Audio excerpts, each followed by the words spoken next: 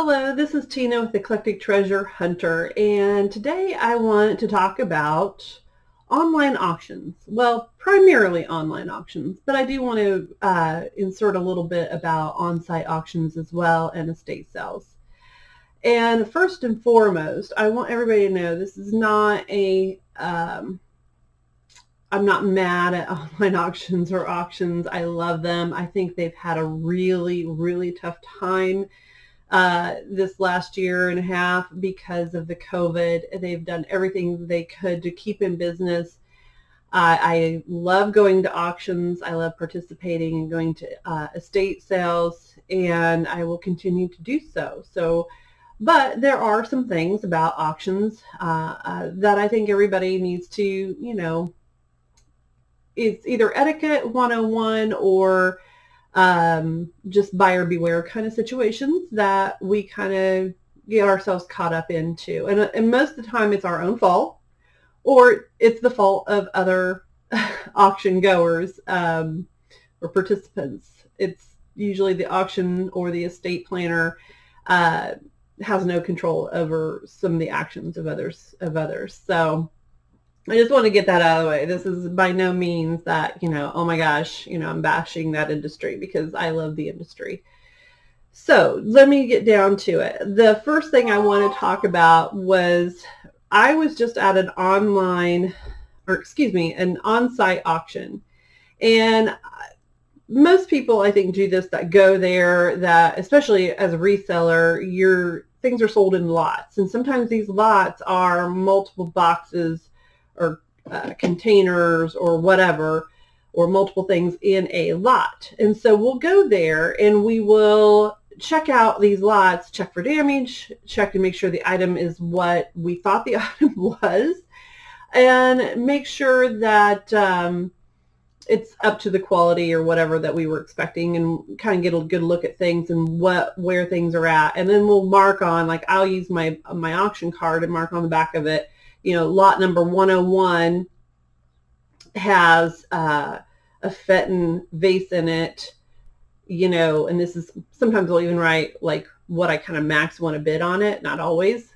So then when those auction lots come up for sale, I've already previewed it. I know what's in it. Well, I was doing my preview time, and beside me at a table I had already been at and made my notations, there was a lady that was going through the boxes and with another lady, and she was picking things up and looking at them, and that's okay. But then she was not putting back in the same box she got them out of. And I noticed this once, and then I noticed this twice, and I was just kind of like biting my tongue going, I really need to say something about this. But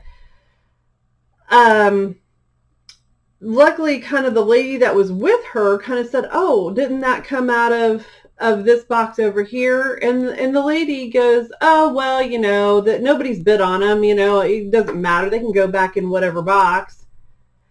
So then I had to say something, because I guess people are just not aware of other people and what they do. So I thought, well, I'll say something. And so politely I said, well, excuse me. I said, it does matter, because I've already looked at that in those boxes, and I've made notation of what's in those boxes, and based on that, whether or not I'm going to bid on those boxes, lots. And I said, so if you come behind me or anybody else doing this and move things around, then that spoils it for us that are trying to make bids with the knowledge that certain things were supposed to be in those boxes. And she's like, well, things get moved around. And I'm like, well, yes and no, but that's just kind of something you shouldn't do, because we don't always have a chance to go back and see what's in those boxes before they come up for auction again. Because at this particular auction, they run 2 auctioneers. So there will be a lot of times I'm running back and forth inside and outside the building bidding on things. So I don't have time to go back and verify what's in that box when they pull it up and say box number 202, 101, whatever the lot number is, plus there's usually a crowd of people already up there, and I'm not going to barge through and say, excuse me, stop the auction. I need to double check that box again. It's not going to happen. So I was polite and I tried to explain that to her, and she just kind of got huffy and said, well, I guess I'm just a bad person, and walked away. And I'm like, okay, I tried. But so for any of you out there that do this, and it could be very innocently doing this, it's just, please don't do that, because people do try to do a little inventory, a little scoping out of these boxes before they bid on them, and it can cause problems. So little auction 101 there. It's just kind of a common courtesy to me not to do that. Now, so it's not all bad. I want to move now to an online auction that I've been participating in. And again, I think they do the best they can taking pictures. It's really hard. They're going through a lot of inventory each week, just like us resellers try to bring in a lot of inventory, keeping up with taking pictures and getting them posted online so people can preview them before, and so they can start doing their online auctioning on them, bids on them.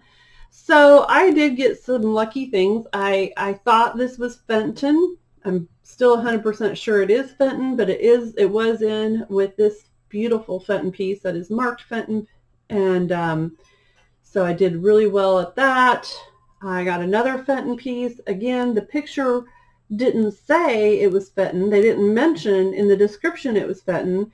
I thought it was Fenton, and part of that's on me. I have to do the research. I have to, pull some of my resources and look at things sometimes, but I don't always have time to do that. So it's more or less on instinct and luck of the draw, because again, pictures don't always pick up the chips. I think most people of these auction sites, if they see it, generally will mention, hey, there's damage, but it is as is. You buy it as is. So I lucked out. This is Fenton, because when I bought it and I picked it up, it has Fenton on the back, and I'm very pleased with this piece. It's beautiful. Now some places, and this place does do that, they will let you come on Fridays and look at the stuff before you bid online. Unfortunately, or fortunately, I have a job. I have a full-time job, and I'm very happy that I have a full-time job, because this is not going to be paying my bills. At least not yet. Hopefully someday it'll take off well for me. But this is primarily for extra income and to help me out. I'm a single parent. Most of us are all on those boats. We could use the extra help. Anyway, I just can't get up there on Fridays to go and do the preview thing. I'm going to try to do that sometime, but it doesn't always happen. Another happy find was, well, I thought these were really cool. I had some wooden figural pieces. This is not going to be a whole video, but I want to show you there are a lot of good fun things that you can get online. And I thought these cats, and I mean these cats, these are like this mid-century kind of look to me. Felines. I love them. There is a little bit of a chip on this larger one's ear. I thought this carved owl was a nice piece. I got a large tiki guy and a small tiki guy. I think you can see him there. There was a hand-carved picture here, and it didn't show it in the picture because they were all just in a box. So I didn't get a lot of detail. This was original by David Auld, A-U-L-D, handcrafted in Haiti, and there was some comps on this when I got it home. I looked it up. This was not actually in this box of wooden figural pieces, but this is a figural artisan piece made in Spain, and it's Don Quixote. And I looked him up, and there were several different carvings. I couldn't find this exact one, so they're almost all of them I found online were different. So it's like they were all kind of unique and original carved pieces, and it's very well carved. He was in a box of stuff I found, and of a bunch of other stuff. Unfortunately, though, his sword is missing or broken off. So I'm not sure what I can do with that. There were some pretty good little comps on this, but I don't know. Broken sword, you know. And if I would list something like that, I would clue them in on what's wrong with it. Another nice little buy was this cute Japan wall basket. Very cute.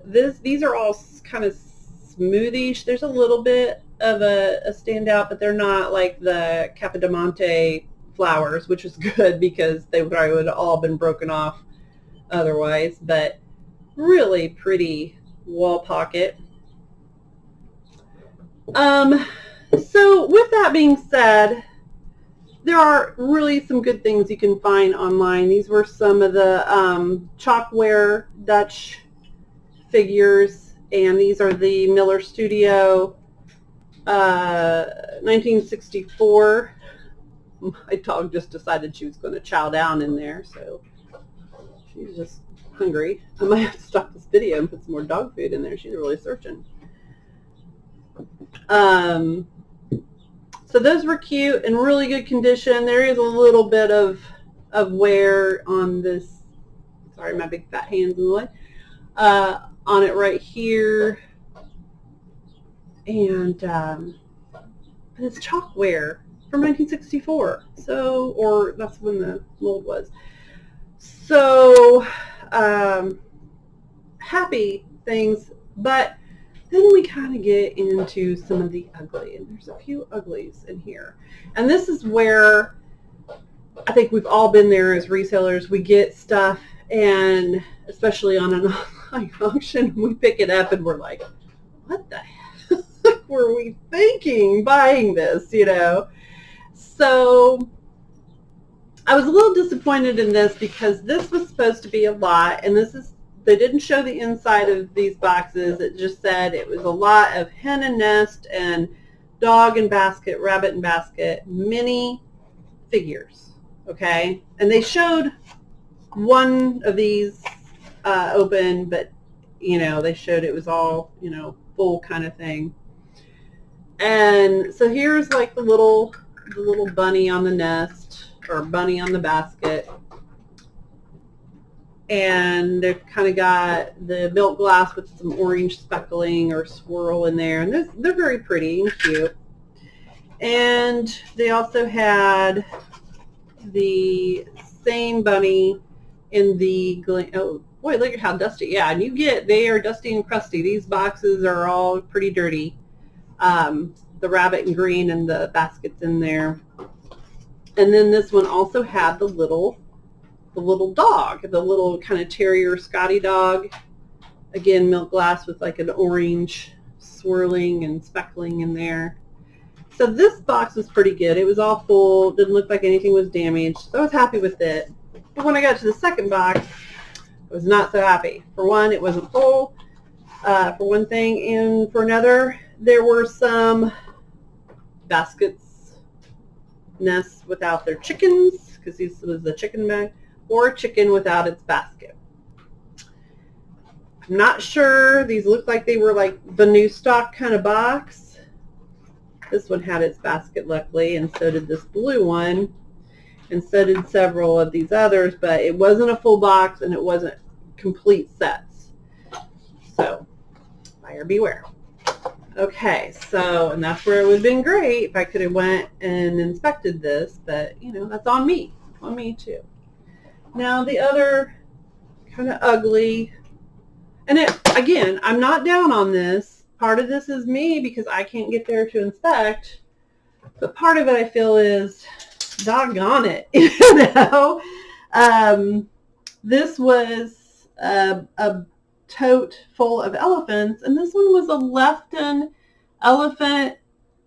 Really cute, nice, but the ears snapped off, the tusks are snapped off. This one snapped off tusk. And when they picture these, you can't really tell. So it is a risk that you're taking. And I acknowledge that. And I know it's on me on a lot of this. But it's also a little frustrating as buyers. It's like, You're like, come on, people, let's be a little more careful here. But none of these are packed in tissue or anything like that. They're just all in a box. So I don't know. This one's super cute. I think this one's going to be fine. There's nothing on him saying who he is, but he's doggone cute. Thank God this one's not broken. But really, that wasn't really going to make my money back on this lot. And that's where, as you're going through this stuff and you're seeing this, and you start to get a little discouraged, to say the least. So that was that box, and so that was a bit discouraging. Maybe one win out of that box, and you kind of hope to have a few wins. You know what I mean? Because you certainly can't afford to keep doing this if you have a bunch of losses. This lot, I'm going to save this one for last, because this one's the real ugly to me, and this is the good, bad, and ugly. So that one's ugly.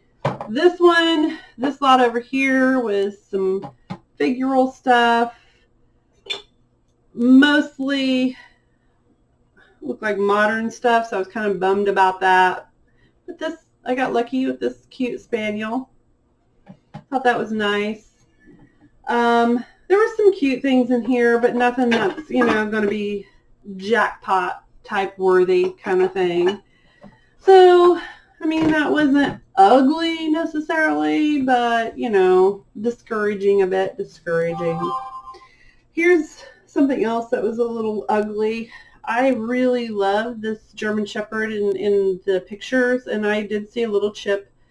Didn't really see that chip, but when I got it home, there is some major cracking and stuff going on, and I'm not sure what exactly this dog is made of. It's heavy. It's got a plaster, like almost over a metal, and it is, I think, Morton, like a copyright Morton, I think, Studios, if I'm saying that right. I don't have my glasses on right now, but it's like a plaster over metal or something form, and it's really cool, but not so cool with all the damage. I don't know how to hold this to the camera with all the damage that was on it. So I was really sad about that. Now, this one here, have the ugly to me, and the reason why I bid on this particular tote, because I thought a combination of what was in here, but I thought the winter chicken dinner in this tote was going to be something, but there was some, and I have no idea what this is. The head kind of baubles. I haven't tried to, it doesn't want to come off, and I don't want to force it. And I'm not quite sure what it is, other than a bobblehead cat, but it's handcrafted in Thailand, so I'm not sure, but it was different. I thought this was like maybe a bookend. You know what I'm talking about. I can't think of the word. But when I picked it up, it's like plastic. It's super lightweight. So I was disappointed, because I'll pick up, gosh darn, bookends. You know what I'm talking about. Even if it's just one, Now, this is a little cute little kitty cat, but Ozark Clay, I haven't looked it up. It's an original cursive, and I gotta get my glasses, with Ozark Clay. So that might be something, and I'll look it up. But overall, other than what I thought what was going to be in here, was not anything that I was super excited about, except for this Bluebird of Happiness. But unfortunately, since it's all jumbled in there, you only catch little glimpses of things online. I didn't see the ugly truth was the tail's completely broken off. That's chipped off, which I don't like, but and there's a lot of scuffing and kind of scratches. But that's to me, that's the ugly. That's the ugly. Broken bluebird of happiness. So sad. But again, that is kind of the risks you take. Things are just kind of put in these totes and boxes, and I know they're doing the best they can to photograph these things, but that was just really unfortunate. So a little discouraging, and I had to give myself a bit of a pep talk, but I did find some good stuff. I think I'll do okay. I told myself, you're fine. One of the things that was in one of the boxes, and I bought other things as well, was these pretty pansy paintings. And the frame says made in Italy. I tried to do a little research on the signature. I think it was R. This one upside down.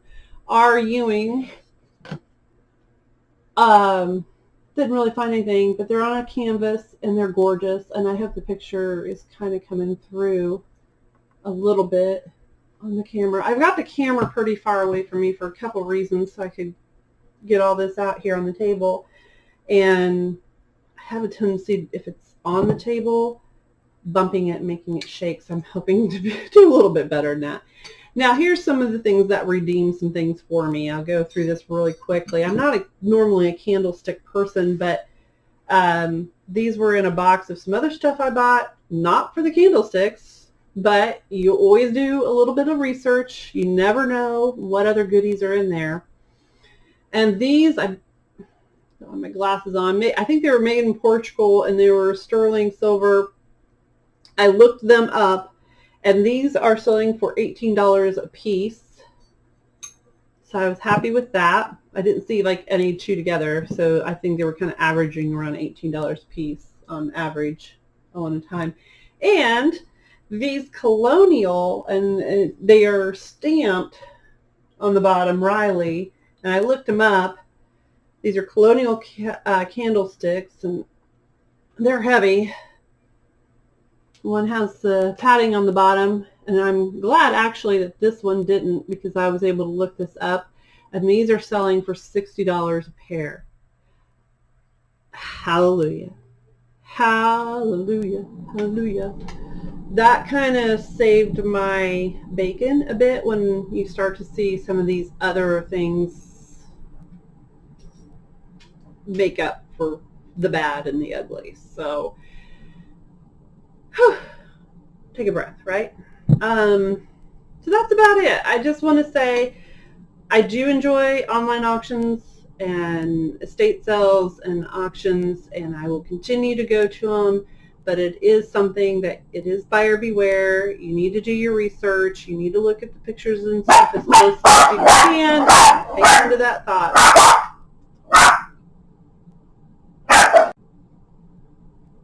I was telling myself to hang on to that thought. Overall, it's been a good experience, and I know that these online auctions are pretty much here to stay because they're gone. Well, on a happy note, well, I had to pause this. And here I thought I was going to get through this video without having to deal with all that, but they're dogs. Dogs do what dogs do, right?